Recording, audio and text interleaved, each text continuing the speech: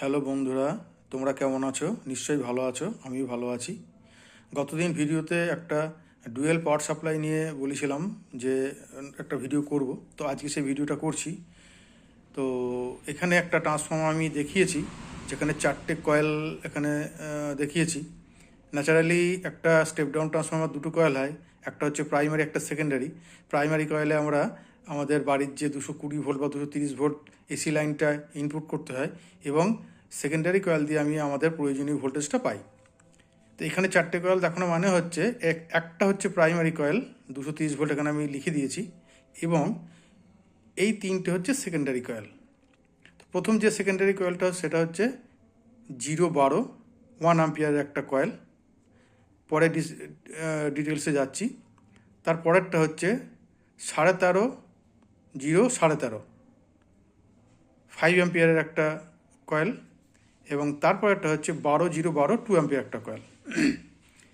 3টে secondary coil দেওয়ার কারণ হচ্ছে আমরা যখন কোনো হাইফাই সাউন্ড সিস্টেম তৈরি করি তখন এই ধরনের ট্রান্সফর্মার প্রয়োজন পড়ে, অর্থাৎ একাধিক আউটপুটের ট্রান্সফর্মার প্রয়োজন পড়ে। কারণ পাওয়ার অ্যাম্প্লিফায়ারের ক্ষেত্রে একটা আলাদা কয়েল বা আলাদা সাপ্লাই থাকে,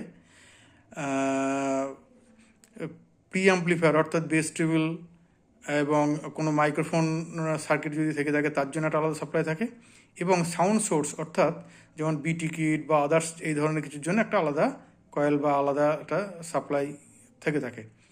এটা যদি না হয়, আমরা যদি নর্মাল যে ট্রান্সফর্মারগুলো হয় একটা প্রাইমারি একটা সেকেন্ডারি, তাহলে এইরকম করতে গেলে আমাকে 3খানা ট্রান্সফর্মার কিন্তু এখানে দিতে হবে। কিন্তু আমরা এখানটা জাস্ট এই ধরনের অ্যাম্প্লিফায়ারগুলোর ক্ষেত্রে এই ধরনের কয়েল, এই ধরনের ট্রান্সফর্মার কিন্তু মার্কেটে পাওয়া যায়, অথবা বানিয়ে নিতে হয়। যারা ট্রান্সফর্মার বানায় তাদের কাছ থেকে বানিয়ে নিতে হয়, ঠিক আছে? তো এই সার্কিটের ডিটেলসে যাই। তো প্রথম যে কয়েলটা 012 1 আম্পিয়ার, এই 012 এসি, আউটপুট হচ্ছে এসি, এখানে এসি 230 ভোল্ট এই কয়েলে প্রাইমারি কয়েলে দিচ্ছি। এবং ফার্স্ট যে কয়েলটা 012 1 অ্যাম্পিয়ার, এখান থেকে এসি বেরোচ্ছে, এবং এখানে একটা ব্রিজ রেকটিফায়ার দেওয়া হয়েছে। তো ব্রিজ রেকটিফায়ার দুটো এসি যে টার্মিনাল সে দুটোই ঢুকানো হয়েছে, এবং আউটপুট যে টার্মিনাল দুটো, একটা হচ্ছে পজিটিভ একটা হচ্ছে নেগেটিভ, সেখান থেকে বেরিয়েছে। এখানে একটা 22 MFD 25 ভোল্টের কন্ডেন্সার এবং একটা 100 kPa 100 ভোল্টের কন্ডেন্সার দিয়ে ফিল্টার করে এখানে ফর বিটি কিট অর্থাৎ ব্লুটুথ যে কিটগুলো হয়, প্যানেলগুলো হয়, তাকে সাপ্লাই দেওয়ার জন্য রেডি করা হয়েছে। এরপরে ব্লুটুথে দিতে গেলে আর 78.5 দিতে হয় 5 ভোল্ট রেগুলেটর হিসাবে, সেটা আলাদা পার্ট। তো এটা হচ্ছে সেই পারপাস। নেক্সট যেটা রয়েছে সেটা হচ্ছে কি যে 13.5 ভোল্ট 5 অ্যাম্পিয়ার, 13.5 ভোল্ট 5 অ্যাম্পিয়ার। তো এটা হচ্ছে সিটি টাইপ হয়ে গেল, অর্থাৎ মিডল পিনটা হচ্ছে কমন এবং দু সাইডে দুটো ভোল্টেজ আউটপুট। তো এখানেও একটা ব্রিজ ডায়োড দেওয়া হয়েছে, এটা কত 20 অ্যাম্পিয়ার ব্রিজ ডায়োড রেকটিফায়ার দেওয়া হয়েছে এখানে 13.5 একটা এর এসি টার্মিনালে ঢুকে গিয়েছে, এবং আরেকটা 13.5 এর এসি টার্মিনালে ঢুকে গেছে। এবং এর ডিসি আউটপুট যেটা এই যে চিহ্ন করা রয়েছে 1 নম্বর পিন, এটা 1 নম্বর পিনে হচ্ছে পজিটিভ, এবং লাস্টে 4 নম্বর পিনটা হচ্ছে এর নেগেটিভ। এখানেও তাই দুটো করে কন্ডেন্সার লেগেছে, একটা কমনস বা গ্রাউন্ডের সাথে একটা পজিটিভ, এবং একটা নেগেটিভের সঙ্গে একটা গ্রাউন্ড। এখানেও দুটো 100 kPa ক্যাপাসিটার দিয়ে ফিল্টার করা হয়েছে। আচ্ছা, কন্ডেন্সার দুটো মান কত? 6800 MFD 35 ভোল্ট, এটাও 6800 MFD 35 ভোল্ট, এবং দুটো 100 kPa 100 ভোল্ট করে দিয়ে এখানে ফর পাওয়ার অ্যাম্প্লিফায়ারের জন্য রেডি করা হয়েছে। -18 ভোল্ট গ্রাউন্ড, +18 ভোল্ট। নেক্সট একটা যেটা রেডি করা হয়েছে সেটা হচ্ছে কি যে 12 0 12 2 অ্যাম্পিয়ার।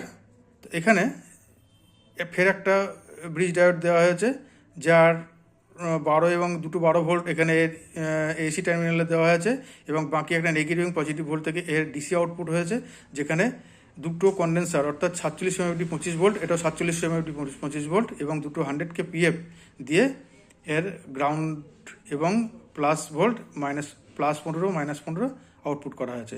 এটা কিসের জন্য? For base tribal and others pre amplifier, অর্থাৎ যেখানে দেখা গেল যে আমি ইকো লাগাবো বা মাইক্রোফোন সার্কিট লাগাবো, তার জন্যে এটা কিন্তু এই সাপ্লাইটা দেওয়া হয়, ঠিক আছে?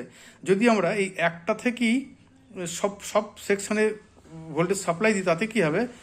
অহেতুক নয়েজ এবং হামিং চলে আসবে, যেটা কোনো মতেই কিন্তু আমরা স্টপ করতে পারবো না বা ক্লিয়ার করতে পারবো না। সেই কারণে আলাদা আলাদা পার্টের জন্য আলাদা আলাদা কয়েল থাকে এবং তার জন্য আউটপুট এবং ব্রিজ কন্ডেন্সার দিয়ে পাওয়ার সাপ্লাই রেডি করে পাওয়ার সাপ্লাইটা সেখানে দেওয়া হয় প্রত্যেকটা স্টেজের জন্য। এই হচ্ছে সমস্ত সার্কিটটা, আজকে এই পর্যন্তই।